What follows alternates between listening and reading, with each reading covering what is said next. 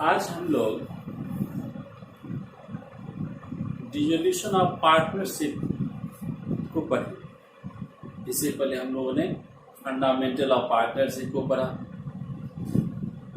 Admission पढ़ा, retirement पढ़ा, death पढ़ा। ये सब घटनाक्रम के बाद अब कि हम लोग उस फॉर्म को डिजॉल्व कर देना चाहते हैं, समाप्त कर देना चाहते हैं, रीजन कुछ भी हो, फिनेंशियल प्रॉब्लम हो या फिर मेरा जो ऑब्जेक्ट था वो कंप्लीट हो गया या क्रेडिटर का दबाव हो या फिर बाय लॉ ऐसा हो, बाय कोर्ट हो, कुछ भी हो, मुझे अकाउंटिंग ट्रीटमेंट करनी है वो सेम। इससे पहले शुरू करने से पहले हम एक बार डिस्कस कर लें कि बैलेंस शीट तो आपने एडमिशन में देखा हो, रिटायरमेंट में भी देखा हो कि क्वेश्चन में क्या क्या रहता है, बैलेंस शीट दिए रहते, पार्टनर्स के नाम दिए रहते, प्रॉफिट शेयरिंग रेशियो दिया रहता है, फिर उसके बाद कुछ एडजस्टमेंट होते हैं। अब उसी से आपको आगे बढ़ना है। बैलेंस शीट यहीं से स्टार्ट करते हैं। हम अभी क्वेश्चन ना भी करेंगे तो मेरा काम हो सकता है बैलेंस शीट से हमें शुरू करना। इस सेक्टर में मुझे कौन कौन से अकाउंट्स पर मुझे रियलाइजेशन अकाउंट्स बनाना पड़ेगा, पार्टनर्स कैपिटल अकाउंट्स बनाना पड़ेगा, पार्टनर्स का लोन रहेगा तो पार्टनर्स का लोन अकाउंट्स बनाना पड़ेगा, और फिर लास्टली मुझे कैश अकाउंट्स बनाना। नॉर्मली आप ऐसे सोचिए कि मान लीजिए बिजनेस है और हम बिजनेस को बंद कर दें तो क्या करेंगे आप कि भाई जो भी मेरा एसेट्स है हम उसको सेव कर देते हैं और जो भी लायबिलिटीज है उसको भी सेट आउट कर लेते हैं। इसके बाद यदि कुछ बचा तो हम लोग आपस में बांट लेंगे, यही होती है ना। तो अकाउंटिंग सिस्टम के तहत भी उसी व्यवहारिक को आप बुक फॉर्मेट में बनाएंगे। रियलाइजेशन है, इसका क्या नाम होगा, रियलाइजेशन अकाउंट।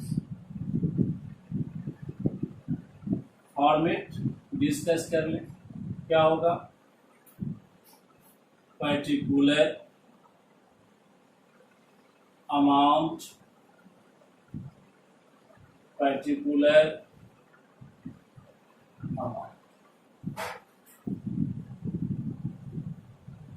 डेबिट में चर्चा कर रहा था कि जो बैलेंस शीट के एसेट साइड, बैलेंस शीट दो साइड होता है, लायबिलिटीज और एसेट साइड। तो एसेट साइड से हम शुरू करते हैं। ऐसे भी आप देख लीजिए, एक अकाउंट से दूसरे अकाउंट में जाते हैं ना, वो क्रॉस जाता है, डेबिट है तो क्रेडिट, क्रेडिट है तो डेबिट। तो यहाँ भी यदि आप उसकी चर्चा करें तो एसेट से साइड में आता है, अब हमको वहां से लाना पड़े तो डेबिट में आ जाएगा। ऐसे भी टेक्निकल बात से आप समझ सकते। नॉर्मली जो भी एसेट्स है हम उसको डेबिट साइड में लिखेंगे, एक्सेप्ट कैश और बैंक। जो भी एसेट्स होगा बुक वैल्यू पर आप लिख देंगे to sundry assets except cash bank. मान लीजिए किसी पार्टनर का डेबिट बैलेंस है तो अभी नहीं लेना, तो फिर क्या सब आएंगे, क्या सब लिखेंगे आप डेबिट में, तो लिखेंगे land and building, plant machinery, furniture, fixture, stock, debtors, BR, ये सारा आप लिखेंगे। खाली कैश और बैंक को नहीं लिखेंगे।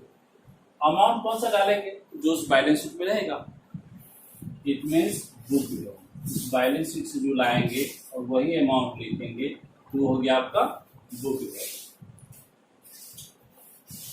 अब एसेट साइड का सारा आइटम आपने ले लिया एक्सेप्ट कैश और बैंक। अब लायबिलिटी साइड में हम पार्टनर्स का कैपिटल नहीं लेंगे, हम उसका रिजर्व वगैरह नहीं लेंगे, पीएल नहीं लेंगे, जो आउटसाइडर लायबिलिटीज है हम उसको लेंगे by sundry liabilities except partners loan. Partners loan को छोड़कर जो लायबिलिटीज है हम उसको ले लेंगे।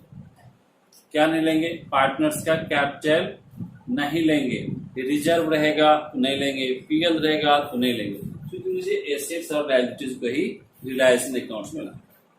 ठीक है, अब इस एसेट्स को क्या करेंगे? एसेट्स को बिजनेस समाप्त करना है तो उसको हम सेल करेंगे। सेल करने के लिए यदि मेरा कोई पार्टनर ही ले ले हम उसे दे देंगे, या फिर हम ओपन मार्केट में बेच देंगे। एसेट्स का दो काम कर सकते हैं, या तो ओपन मार्केट में बेच दे या फिर कोई पार्टनर ही टेक ओवर कर ले तो उसी को दे देंगे। बाय कैश अकाउंट या फिर आप बैंक अकाउंट लिख सकते हैं। ध्यान दीजिएगा, बेटर प्रेजेंटेशन के लिए बैलेंस शीट में जो कैश रहेगा तो आप कैश यूज करिएगा, बैंक रहेगा तो बैंक यूज करिए। नॉर्मली देखिए, यदि आप वहां पर कैश है, आप ट्रीटमेंट बैंक कर रहे हैं तो कैश को या तो बैंक में ट्रांसफर करना पड़ेगा या बैंक बैलेंस को कैश में ट्रांसफर करना पड़ेगा। तो इससे अच्छा है कि जो कैश रहेगा तो कैश यूज करेंगे और बैंक रहेगा तो बैंक यूज। कैश अकाउंट्स यहाँ पर जो जो रहेगा आप उसको लिखते जाएंगे। मान लीजिए लैंड एंड बिल्डिंग है, जितने में सेल किया सेल वैल्यू लिखना है। सेल वैल्यू कैसे पता चलेगा? तो जो बैलेंस शीट रहेगा उसके नीचे दिया रहेगा एडजस्टमेंट में कि कौन से एसेट्स कितने में सेल करेंगे। कभी कभी तो डायरेक्टली लिख दिया रहेगा sundry assets are sold this amount, तो आप उसी अमाउंट को लिख लेंगे, या फिर अलग अलग रहेगा सेपरेटली तो आप उसका यूज करेंगे। Land and building, plant and machinery,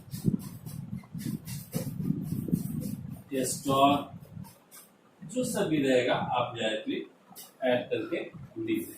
ये सारी लायबिलिटीज है, यहाँ भी हम लोग बुक वैल्यू भी लिखेंगे और यहाँ पर sales value, sale value. Suppose करिए कि कोई एसेट्स है जिसको पार्टनर ने टेक ओवर कर, मान लेते हैं एक्स वाई जेड तीन पार्टनर, तो एक्स ने ले लिया, लिखते हैं बाय एक्स कैपिटल, इसने टेक ओवर कर लिया क्या? इन्वेस्टमेंट।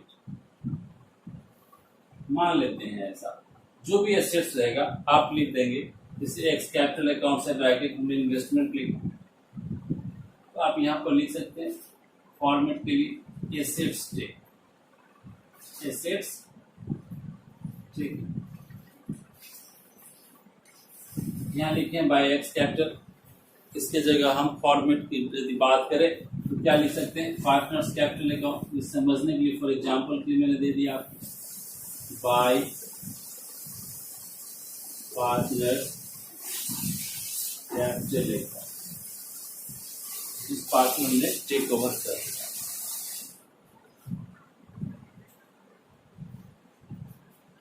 एसेट्स सोल्ड आउट हो गया। अब लायबिलिटीज की बात करें, लायबिलिटीज का या तो हम डायरेक्टली पेमेंट करें या फिर कोई पार्टनर टेक ओवर कर ले कि भाई हम दे देंगे, मान लीजिए लिए इस लायबिलिटीज का भी पेमेंट कर दे, ऐसा भी हो सकता। हमने यदि डायरेक्ट किया तो कैश अकाउंट्स ब्रैकेट में उस लायबिलिटीज का नाम लिख लें आप। यदि कोई पार्टनर ने ले लिया है, जैसे एक्स की बात कर रहा था मैं, तो यहाँ पे आप एक्स कैपिटल लिख सकते हैं। तो पार्टनर्स कैपिटल अकाउंट ब्रैकेट में लायबिलिटीज टेकन, लायबिलिटीज टेकन मैंने यहाँ लिख दिया, लेकिन आप लिखेंगे मान लीजिए क्रेडिटर ले लिया, बिल्स पेबल ले लिया, तो आप उसका नाम लिखें। फिर इसके बाद आप लिखेंगे कैश अकाउंट ब्रैकेट में एक्सपेंसेस, क्वेश्चन में दिया रहेगा रियलाइजेशन एक्सपेंसेस, तो आप लिख लेंगे। यहाँ पर जो लायबिलिटीज पार्टनर्स कैपिटल अकाउंट है तो यहाँ पर लिखेंगे agreed value, agreed value. Cash account liabilities में क्या होगा? यहाँ पर तो जितना आपने एग्रीड वैल्यू यूज करिए, कभी कभी क्या होता है ना कि कुछ आप डिस्काउंट पर ही उससे मांग लेते हैं, 2% 5% डिस्काउंट दे दिया, अदरवाइज बुक वैल्यू हो गया। तो हम लोग ज़्यादा अच्छा क्या होगा कि हम एग्रीड वैल्यू शब्द का ही इस्तेमाल करें। एग्रीड वैल्यू कैश अकाउंट्स, यहाँ पर क्या होगा, तो जो आपका एक्चुअल एक्सपेंसेस है। इसके बाद ये रिलाइजेशन एक्सपेंस हो गया। कभी कभी आप किसी पार्टनर को क्या करते हैं ना, रिम्यूनरेशन दे देते हैं रिलाइजेशन के लिए, तो उस टाइम में भी फिर आपको लिखना पड़ेगा टू पार्टनर्स कैपिटल अकाउंट्स, और ब्रैकेट में लिखेंगे रिम्यूनरेशन।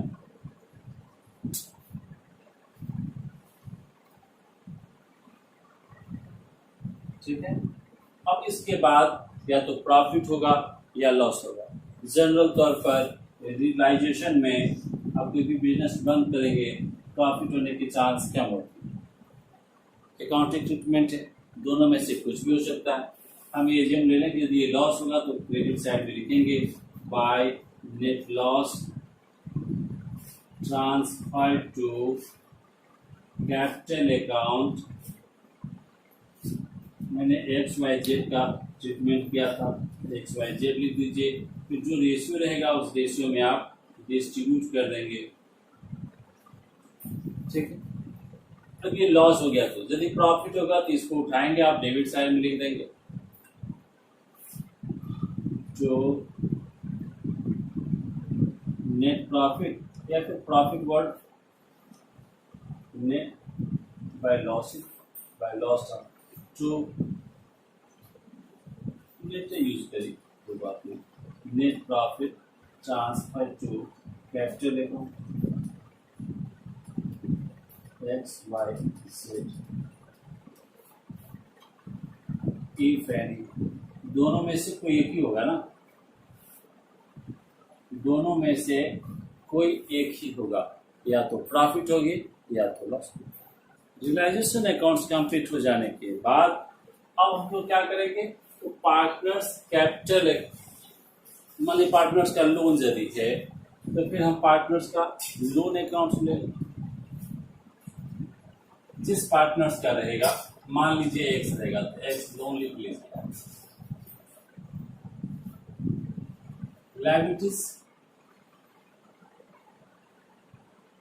लायबिलिटी साइड से आप ट्रांसफर करेंगे तो क्रेडिट साइड में आ जाएगा बाय बैलेंस वीडियो।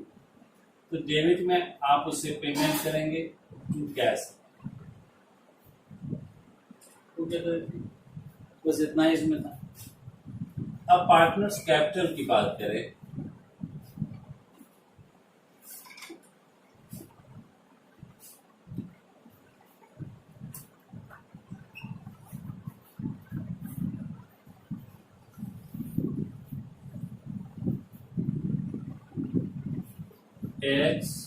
XYZ,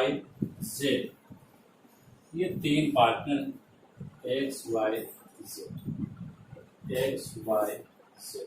सबसे पहले क्या लिखेंगे आप, by balance bill. Balance sheet में अभी लायबिलिटी साइड में कैपिटल हमने तीनों को डाल दिया जो था।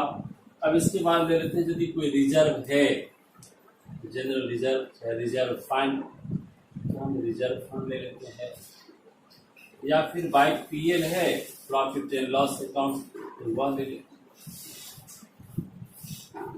एक और चीज है, आपको अलग से फिर पढ़ना पड़ेगा, वर्क्समैन कॉम्पनसेशन फंड। उस फंड में क्या होता है कि जितना सा उसमें क्लेम आता है, वर्क्समैन कॉम्पनसेशन फंड, सपोज करिए आपके फंड में 50,000 रुपीज है और क्लेम 20,000 है, तो जितने क्लेम आ रहा है वो आप रियलाइजेशन के डेबिट में लिखेंगे, और सिमिलर उतना ही क्रेडिट साइड में आप फंड लिखेंगे। क्या हो?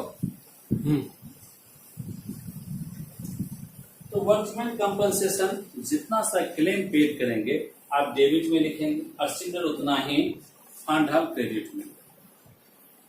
और उससे यदि ज्यादा होगा तो हम लोग क्या करेंगे, इसे पार्टनर्स कैपिटल अकाउंट्स में बांट देंगे, सिंगल रिजर्व फंड। ठीक है, लेकिन हम उसको इस फॉर्मेट में नहीं ला रहे, वो अलग टॉपिक से, जब वो आएगा मामला तो आप उसको अलग से सॉल्व करेंगे। बाय बैलेंस बीडी हो गया, रिजर्व फंड हो गया, पीएल हो गया। लॉस है, अब आप ये ध्यान दीजिए, और लायबिलिटी साइड में क्या बचेगा, पार्टनर्स का लोन होगा तो हमने लोन ही दे दिया, अब तो उसके लायबिलिटी साइड कुछ बचा ही नहीं। डेबिट साइड में हम ले लेते हैं, मान लेते हैं कि यदि लॉस है तो लिखेंगे to realisation accounts, to realisation accounts, ये जो लॉस। एक और बात, अब इसके क्रेडिट साइड में देखेंगे, यदि कोई पार्टनर्स कैपिटल अकाउंट्स है तो हम डेबिट में लिखेंगे, और रियलाइजेशन के डेबिट साइड में है तो हम उसे पार्टनर्स कैपिटल अकाउंट्स है क्रेडिट साइड में लिखेंगे। डेबिट साइड में यदि आप लिखते हैं टू रियलाइजेशन अकाउंट्स, ब्रैकेट में ये समझने के लिए लिख देते हैं एसेट्स टेकन, ये लिखने की कोई जरूरत है नहीं। जो आपने एसेट्स यहाँ पर टेकन किया है ना, ये सिमिलर अमाउंट्स यहाँ आ जाएंगे, जो भी पार्टनर लिया हो, मान लीजिए लिया हो तो इसमें आएगा, वाई जेड में नहीं आएगा। सिमिलर यदि इसने कोई लायबिलिटीज टेक ओवर कर लिया है तो बाय रियलाइजेशन अकाउंट्स लिखेंगे। मान लीजिए एक्स नहीं लिया है तो वाई जेड में नहीं होगा, केवल एक्स में हो जाएगा। क्या लिखेंगे आप, लायबिलिटीज टेकन या लायबिलिटीज पेड। अब इसके बाद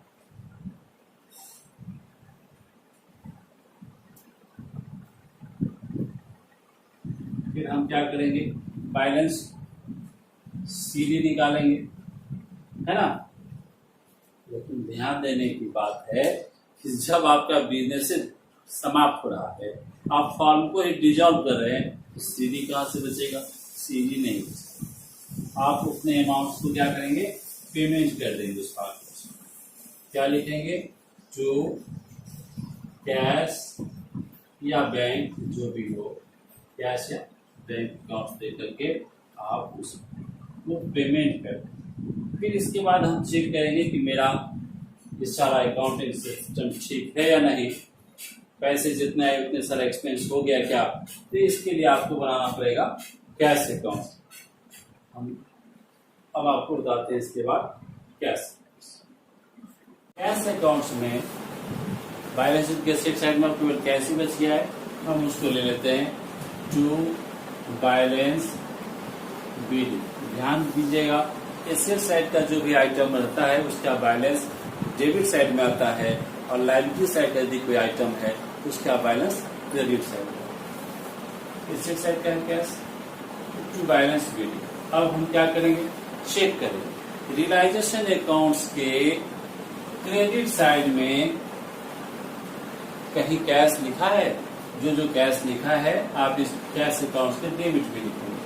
रियलाइजेशन के क्रेडिट में यदि कैश है तो कैश के डेबिट में लिखेंगे। क्या, रियलाइजेशन टू रियलाइजेशन अकाउंट्स क्या हो सकता है, assets realise, assets realise. Asset से जितना पैसा आपको आया वो होगा, एक बीडी और एक एसेट जितना बेचे वहां से पैसा आ गया। अब इसके बाद रियलाइजेशन के डेबिट साइड में ध्यान देंगे आप। डेबिट साइड में जो होगा उसको आप यहाँ क्रेडिट में लिखेंगे। डेबिट साइड में क्या होगा, by realisation accounts, liabilities paid. ये समझने के लिए लिख देते हैं लायबिलिटीज पेड, ये लिखने की कोई जरूरत है नहीं। फिर लिख देते हैं बाय रियलाइजेशन अकाउंट्स।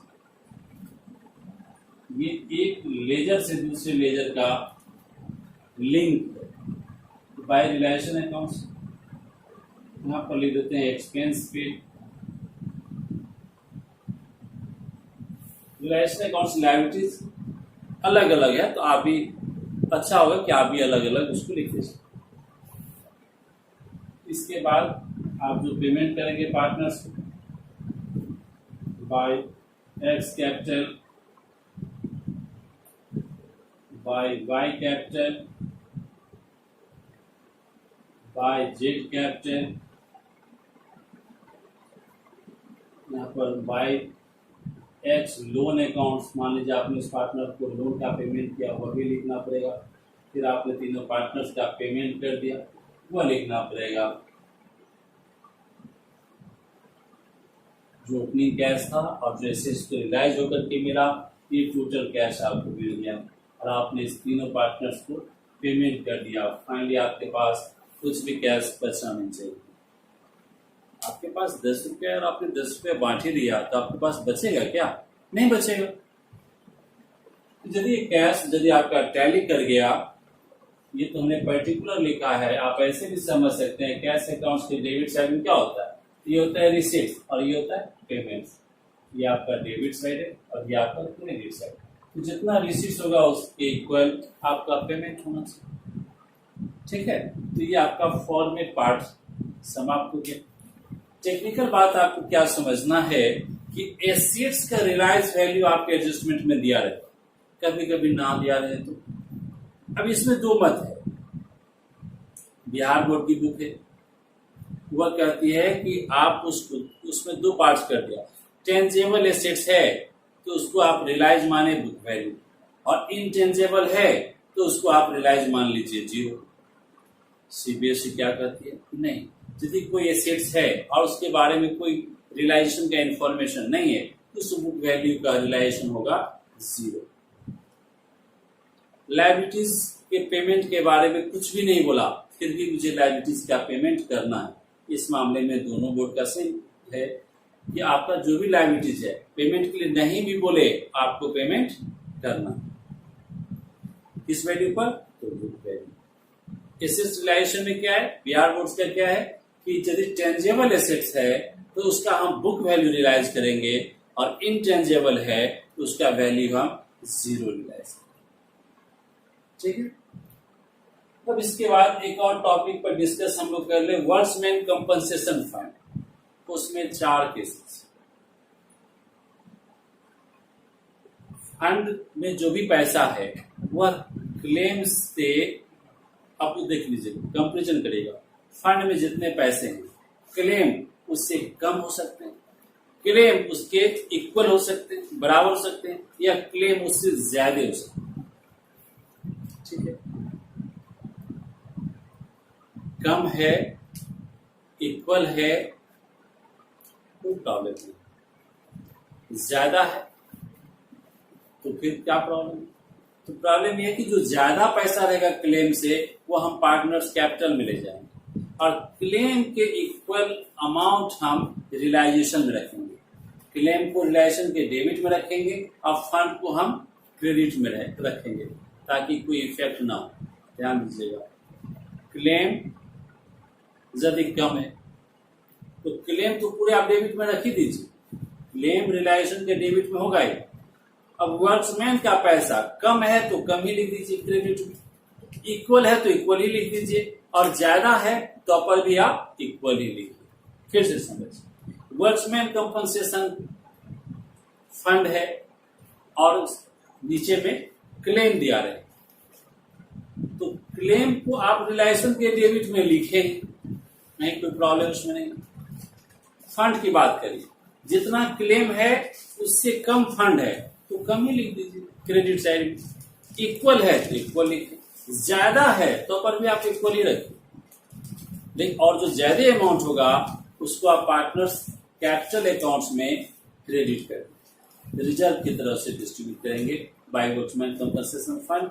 जो रेशियो रहेगा आप उस रेशियो में डिस्ट्रीब्यूट कर देंगे। सपोज क्लेम है 10,000 तो क्लेम आप डेबिट में 10,000 लिख दीजिए।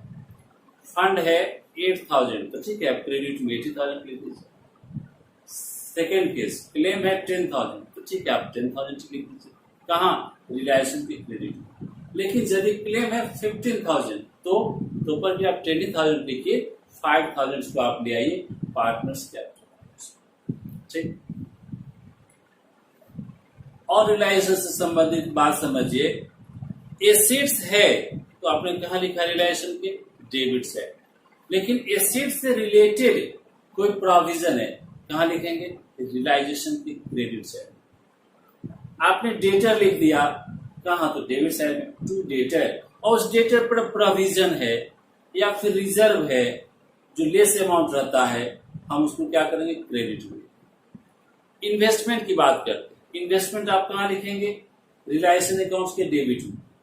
उस इन्वेस्टमेंट पर फ्लक्चुएशन फंड है जो लायबिलिटी साइड लिखा रहता है, वो लायबिलिटीज है, तो इन्वेस्टमेंट फ्लक्चुएशन फंड कहाँ लिखेंगे क्रेडिट पे। क्यों एसेट्स रिलेटेड प्रोविजन, तो जो भी एसेट्स रिलेटेड प्रोविजन होगा हम उसे क्रेडिट में लिख देंगे, क्योंकि आप एसेट्स डेबिट में लिख। सपोज करिए कि इन्वेस्टमेंट जीरो हो गया, इन्वेस्टमेंट है ही नहीं लेकिन फ्लक्चुएशन फंड है, तो आप एसेट्स तो भेज ही नहीं रहे, तो फिर वो इन्वेस्टमेंट फ्लक्चुएशन फंड क्रेडिट में नहीं जाएगा, वो पार्टनर्स कैपिटल अकाउंट्स में जाएगा। ठीक है, फिर से समझ लीजिए, एसेट्स को रिलायंस के डेबिट में लिखेंगे, उससे रिलेटेड जो प्रोविजन होगा या तो उसी में से माइनस करके लिखा होगा एसेट साइड में, जिसे डेटर लेस प्रोविजन या रिजर्व लिखा रहता है, या फिर लेस नहीं लिखा हो लायबिलिटी साइड में लिखा हो, तो हम उसको क्या करेंगे क्रेडिट में लिख देंगे। जनरल तौर पर दो मिलेगा आपको, डेटर लेस प्रोविजन या रिजर्व, तो डेटर का पूरा अमाउंट डेबिट में लिखिए और वो प्रोविजन या रिजर्व रहेगा उसका पूरा अमाउंट आप क्रेडिट में लिख दीजिए। इन्वेस्टमेंट डेबिट में लिख दीजिए और इन्वेस्टमेंट फ्लक्चुएशन फंड उसको आप क्रेडिट में लिख दीजिए।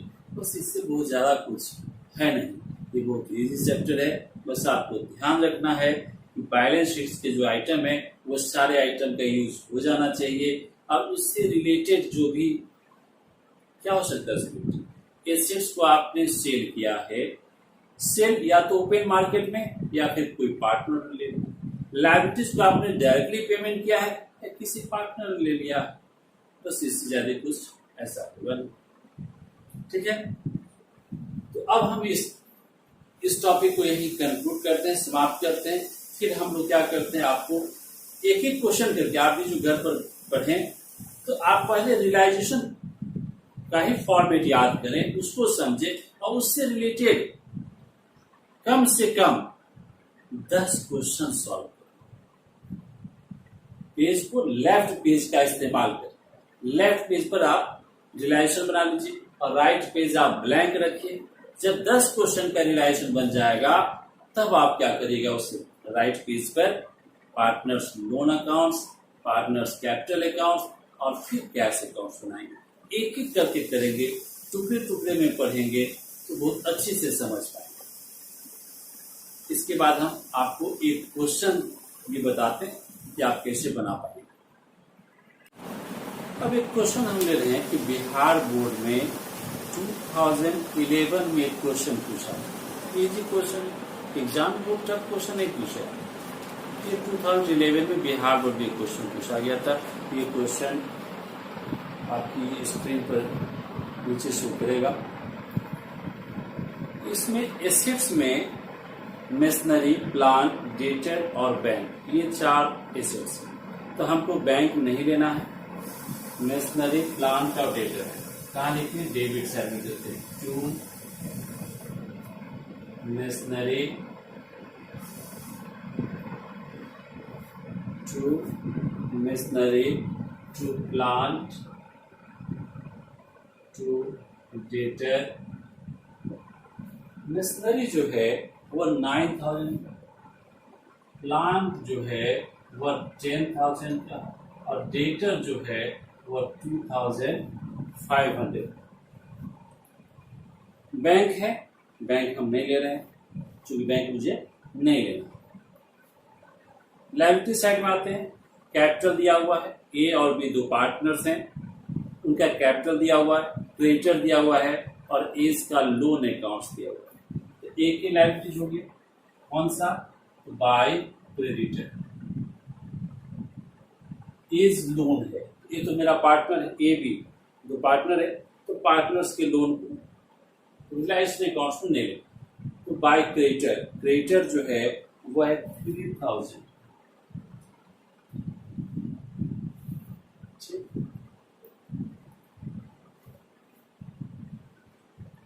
अब मुझे क्या पता करना है कि ये एसेट्स जो है वो कितने में बिका या फिर किसी पार्टनर ने ले लिया।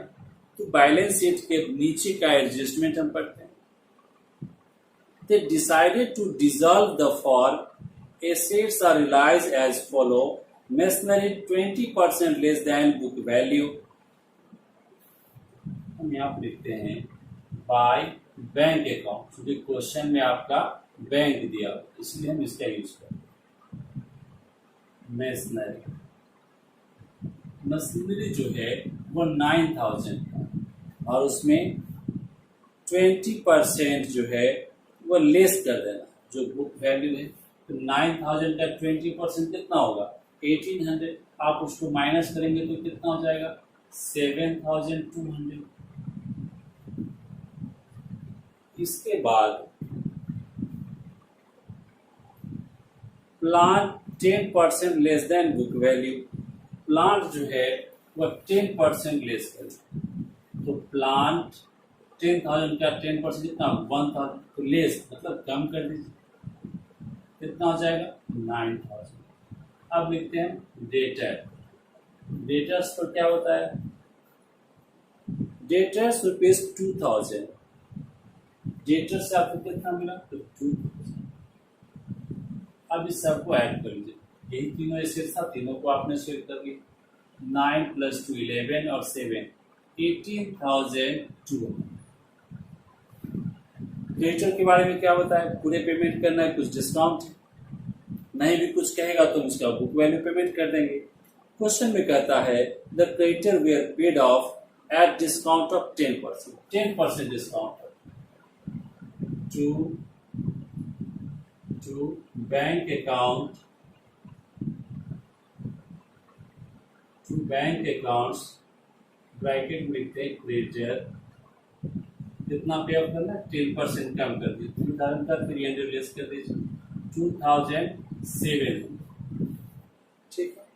अब ढूंढते हैं कि कोई रिलायशन एक्सपेंस के बारे में बता रहा है।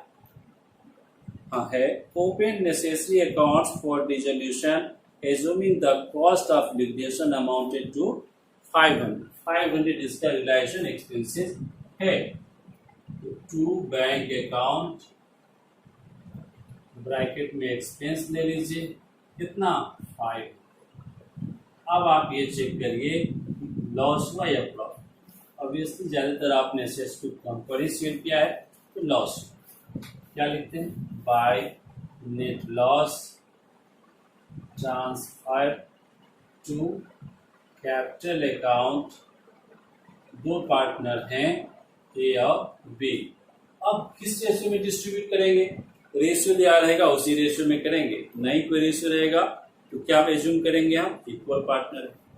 इस क्वेश्चन में वैसे बताया है कि ए और बी को share profits and losses equal, दोनों का क्या रेशियो है इक्वल, इक्वल डिस्ट्रीब्यूट करेंगे। अब आप पहले इसको ऐड कर लीजिए 5 5 10 प्लस 70 700 कैरी 1 2 1 3 3 2 5 5 9 और प्लस 5 कितना देगा 14 कैरी 1 1 2 24,007 2 प्लस 5 तो 7 हो जाएगा 3 18 और प्लस 3 21 है तो 3000 ऐड करेंगे तो 24,700 हो जाएगा। अब हम क्या करें इस 3500 को डिस्ट्रीब्यूट कर दे ए और बी में इक्वली तो कितना हो जाएगा 1750 1750। ठीक है, ऐसे ही बन गया आपका रिलायसन अकाउंट। एक बार फिर से समझ लीजिए हमने क्या किया, जो उसका एसेट्स था हमने डेबिट साइड में लिख दिया, जो लायबिलिटीज था हमने क्रेडिट साइड में लिख दिया। इस एसेट्स को डायरेक्टली उसमें सेल कर दिया। बाय बैंक अकाउंट्स तीनों का जो सेल्स प्राइस आया सेल्स वैल्यू वो हमने लिख दिया, तीनों कैरेक्टर का आउटपुट कॉलम में डाल दिए। लायबिलिटीज के बारे में भी था पेमेंट 10% कम पर करना है, हमने 10% कम पर उसका पेमेंट कर दिया है। फिर रिलेशन एक्सपेंसेस था उसको भी हमने पेमेंट कर दिया। इसके बाद हमने बैलेंसिंग फिगर लिया तो इसमें लॉस आ गया और लॉस को हमने क्या किया ए और बी में डिस्ट्रीब्यूट। अब इसके बाद क्वेश्चन में इज लोन अकाउंट्स आपको बनाना, is loan accounts liability side में लिखा हुआ, तो आप किधर लिखेंगे, credit side, by balance BD, और डेबिट साइड में उसका पेमेंट कर दीजिए टू बैंक, डबल लाइन कर दीजिए, आपको दोबारा कॉपी नहीं करना पड़ेगा। कितना अमाउंट, 4000, बाय बैलेंस बीडी हो गया आपका 4000, और डेबिट साइड में आपने पेमेंट कर दिया 4000, ऐसे आप डबल लाइन कर देते हैं तो फिर से इसको ऐड करके नीचे लिखने की जरूरत नहीं। एसेट साइड में हमने सारा एसेट्स को ले लिया, अभी क्या बचा हुआ है, बैंक बचा हुआ है। लायबिलिटी साइड में हमने लायबिलिटीज को ले लिया है, अब क्या बचा हुआ है, कैपिटल अकाउंट्स। तो पहले हमको बनाना पड़ेगा partners capital, partners capital accounts, दो partners,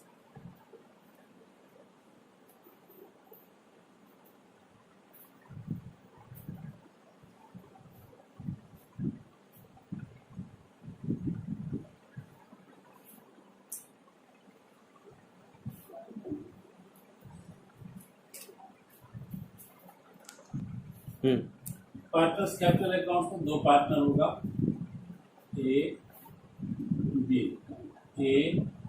B by balance B. A का कैपिटल है 10,000 और बी का कैपिटल है 7,000। इसमें कोई रिजर्व नहीं है, इसमें कोई पीएल नहीं है। अब आपके लायबिलिटी साइड में कुछ बचा ही नहीं, कैपिटल भी ले लिए, क्रेडिटर भी ले लिए, एक का लोन भी लिए, कुछ है ही नहीं, तो मुझे कोई डिस्ट्रीब्यूट नहीं करना है। अब हम ये लेते हैं रिलायेशन अकाउंट से, इसमें जो लॉस आया तो हम उसको डेबिट में लिख लेते हैं, जो रिलाइजेशन अकाउंट्स 1750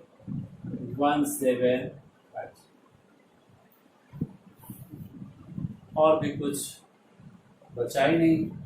फिर जो बैलेंस बचा हम उसको पेमेंट कर देते हैं टू बैंक अकाउंट्स, 10,000 और 7,000, 10,000 ए का, 7,000 बी का।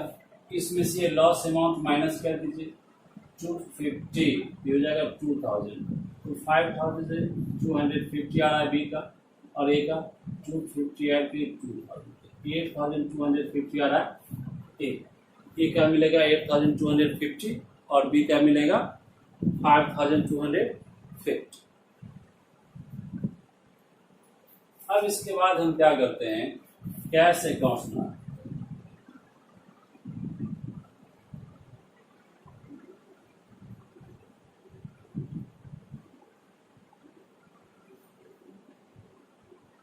To balance video. कैश का बैलेंस कितना है, एसेट साइड में 2005, ठीक है। अब बुक का सब आइटम समाप्त है, एसेट्स का सारा आइटम हो गया, लायबिलिटीज का हो गया। अब हम क्या करेंगे, यहाँ ढूंढेंगे क्रेडिट साइड में बैंक, सॉरी ये बैंक अकाउंट्स बनेगा, हम बैंक चुना तो बैंक में कैश रहता था, यहाँ ढूंढेंगे बैंक है कितना 18,002, तो हम लिखेंगे टू रियलाइजेशन अकाउंट 18,200, फिर ढूंढेंगे इसमें बैंक है, पार्टनर्स लोन के क्रेडिट में बैंक है नहीं है, कैपिटल अकाउंट्स के क्रेडिट में बैंक है, हो गया। तो डेबिट साइड में इतना ही आइटम तो आना। अब हम क्या शुरू करते हैं, रिलायेशन अकाउंट्स के डेबिट में ढूंढते हैं, बैंक है तो हाँ मिल रहा है मुझे, फिर बैंक है, दो बैंक है, तो बाय रियलाइजेशन अकाउंट्स,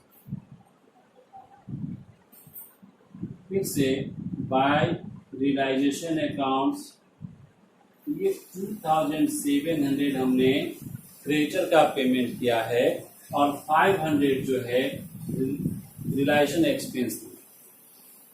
फिर इसके बाद एज लोन का पेमेंट किए हैं बाय एज लोन।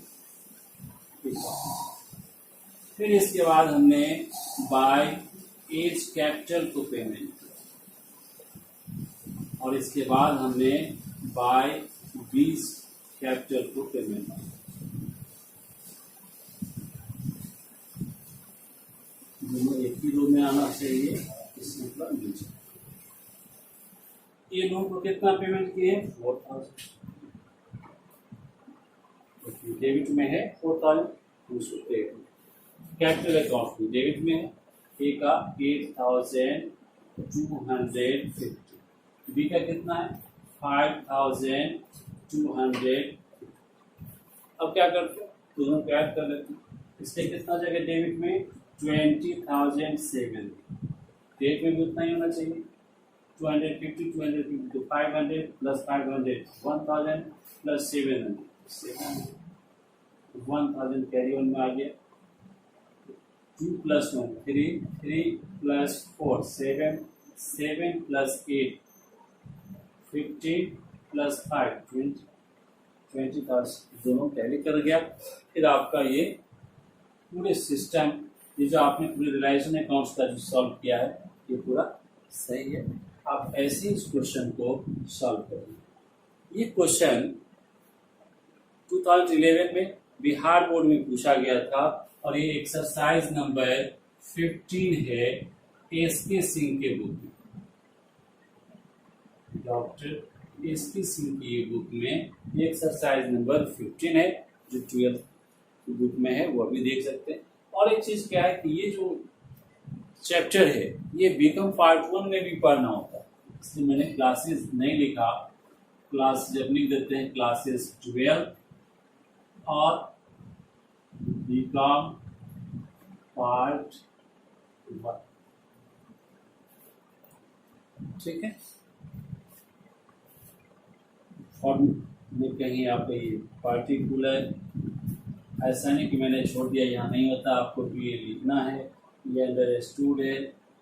अब आप 12th क्वेश्चन, अब ये सब हमें बताने की इतनी जरूरत नहीं है। ये अंडरस्टूड है। पर्टिकुलर्स हर अकाउंट्स में डेबिट और क्रेडिट दो साइड होते हैं, लेफ्ट में डेबिट और राइट साइड में क्रेडिट, डेबिट क्रेडिट, ठीक है। तो ऐसे ही आप ये चीज क्वेश्चन पहले आप सॉल्व करेंगे, उसके बाद फिर एक एक करके जो पास है उसमें टफ होगा आप उसके वो देखेंगे। हम एक और क्लासेस एक रोज रखेंगे जिसमें इसकी जर्नल एंट्री आपको बताएंगे, जिससे आपका और क्लियर हो पाएगा। पहले आप ये लेजर बना लें, relation accounts, partner capital account, ये जो चारों आपका लेजर है ये अकाउंट से आप बना लें। फिर हम लोग अगले क्लास में छोटा सा क्लासेस रखेंगे जिसमें हम लोग जर्नल स्टडी तैयार कर लेंगे, ठीक है। तो चलिए आज इतना ही।